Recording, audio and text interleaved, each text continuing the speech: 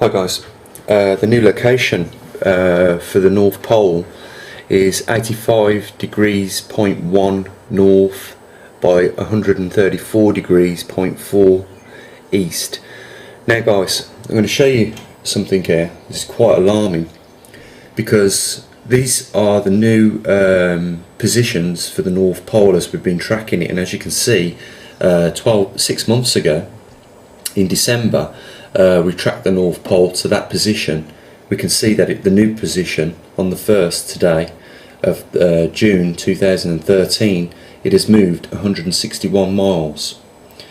That's according to that speed that it has moved. We've got a new position, by the way guys. I mean, this is really exciting stuff. First of all, we know that the pole is still migrating across towards Siberia.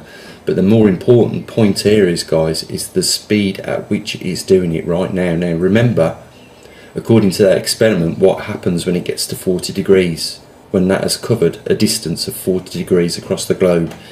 According to the experiment, it gets into the weak field lines and will flip at that point. Now, I'm not sure whether it will do it in 2 days, 3 days, I don't know. All I know is from the experiment that I concluded, that pole, or on the magnet and the compass, it turned pretty much instantly. Now I don't know whether that could take 6 hours before it reaches a new equilibrium 40 degrees south. I don't know, but guys, we know there is something seriously affecting our weather. It is affecting the rate of earthquakes, volcanic activity, and the jet streams. I mean, I still believe that the jet streams could be being dragged by the magnetic North Pole. I don't think it's, the reason the North Pole is where it is and the jet streams are where they are is for no reason. I do believe that there is a connection, certainly, to those.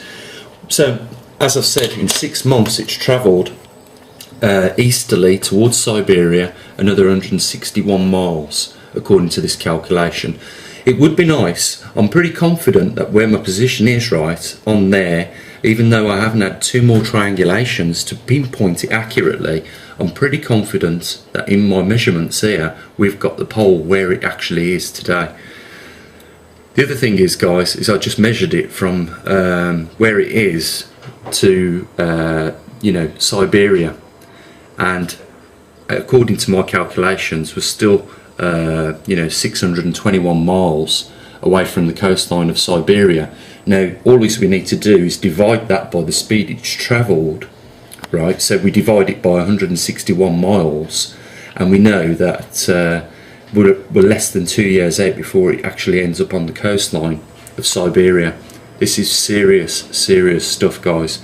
The pole, as it appears, seems to have gone up another gear and it is moving quicker.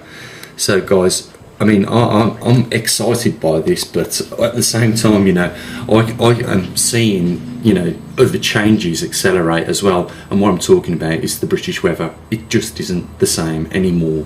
It is, and I think everybody knows this. It's not just the British weather. I mean, this is global change in climate, and the rate it's changing is obviously not just related to jet streams and other things.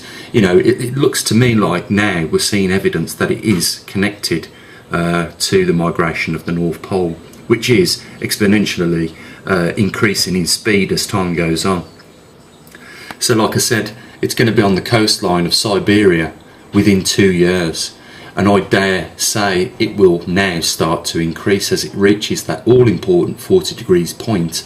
And guys, all I can say is it's new territory when that happens, because as we can conduct these experiments to see what happens when it gets to a certain point, but we really don't know what effects this will have on the globe.